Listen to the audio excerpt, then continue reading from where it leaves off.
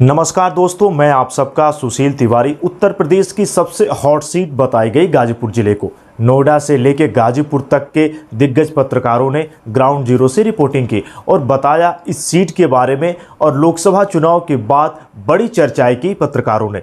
लेकिन आखिर इस सीट पर कौन सा प्रत्याशी जीतेगा, कल ये साफ हो जाएगा। लेकिन अगर सबसे पहले हम चर्चा करें एनडीए गठबंधन में बीजेपी ने जहां पर पारसनाथ राय को खड़ा किया, राजनीतिक जानकार बड़े बड़े पत्रकारों ने चर्चाएं की, लेकिन उन सभी चर्चाओं को धूमिल करते हुए बीजेपी ने एक ऐसे कैंडिडेट को लाकर खड़ा कर दिया जो कोई भी प्रत्याशी सोच नहीं सकता था, जो कोई भी पत्रकार ये सोच नहीं सकता था, पारसनाथ राय।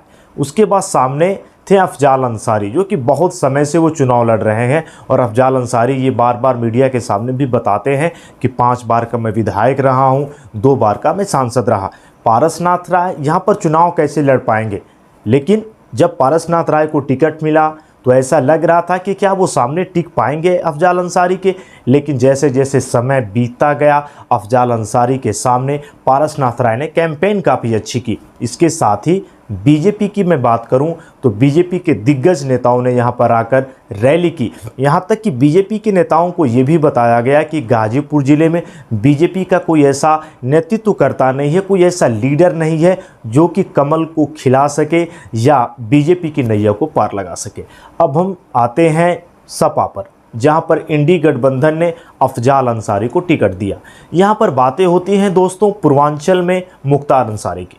मुख्तार का नाम काफ़ी बड़ा है, मुख्तार का रसूख काफ़ी बड़ा है। इसके साथ ही मुख्तार अंसारी को गरीबों का मसीहा लोग बताते हैं। कुछ लोगों ने कहा नहीं, वो मसीहा नहीं था, बहुत कुछ मुख्तार अंसारी के बारे में चर्चाएं की गई। या फिर हम ये कहें कि गाजीपुर ज़िले में अगर लोकसभा के चुनाव में किसी की सबसे ज़्यादा चर्चा थी तो मुख्तार अंसारी। चुनाव शुरू हो गया, जैसे जैसे चुनाव बीतता गया, एक बसपा के प्रत्याशी सामने आए, डॉक्टर उमेश सिंह। राजपूत वोटर अगर बसपा के साथ होंगे तो फिर एससी वोटर के साथ मिलके बसपा यहाँ पर बड़ी लड़ाई लड़ सकती है। लेकिन चुनाव के ख़त्म होते होते ये साफ हो गया कि सीधा मुकाबला भाजपा और सपा के बीच में है। लेकिन अगर हम भाजपा की बात करें तो क्या बीजेपी से पारसनाथ राय से सीधी टक्कर मानी जा रही है? अगर पारसनाथ राय यहाँ से चुनाव जीतते हैं तो भाजपा के शीर्ष नेतृत्व पर कोई भी सवाल नहीं उठाएगा। लेकिन अगर अफजाल अंसारी यहाँ से चुनाव जीतते हैं तो फिर बीजेपी में बहुत सारी बातें निकल कर आएंगी। इसके साथ ही बड़े बड़े नेताओं पर भी ये बातें आएंगी कि आखिर नरेंद्र मोदी के आने के बाद बीजेपी सीट को हार कैसे गई। उसके बाद अगर हम सपा के यहाँ पर चर्चा करें तो अखिलेश यादव आए थे, बड़ी भीड़ थी। नरेंद्र मोदी की रैली के बाद अफजाल अंसारी के लिए उन्होंने वोट मांगा।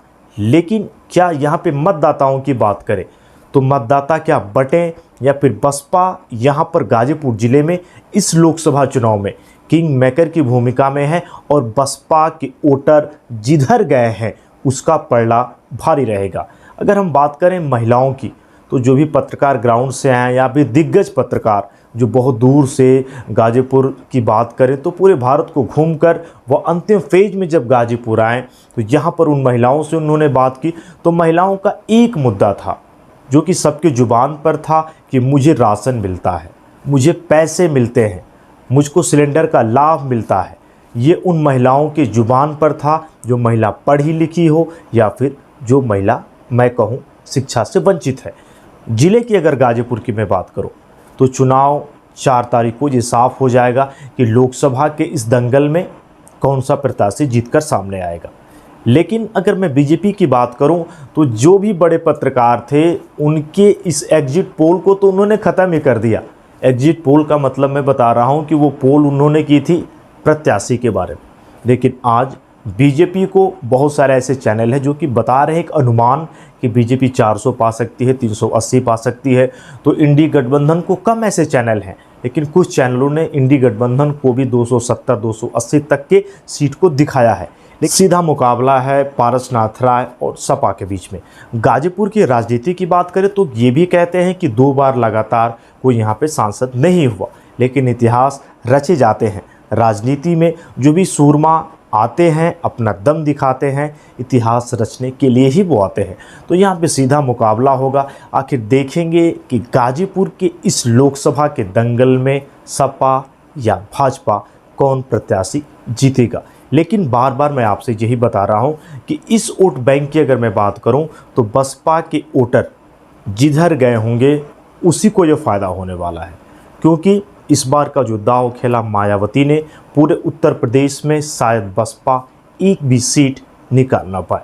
लेकिन जो लोगों ने बताया कि गाजीपुर को दूसरी हॉट सीट बताई, और अगर मीडिया जगत की बात करें तो पूरी मीडिया गाजीपुर ज़िले में आकर जिस तरीके से उन्होंने देखा या फिर उन्होंने उस खबर को दिखाया, वो बहुत ही बड़ी बात थी और गाजीपुर सीट को बताया कि ये बहुत ही बड़ी सीट है। अब कल ये निर्णय हो जाएगा कि आखिर गाजीपुर का सांसद कौन होगा। बताइएगा मेरा वीडियो आपको कैसा लगा।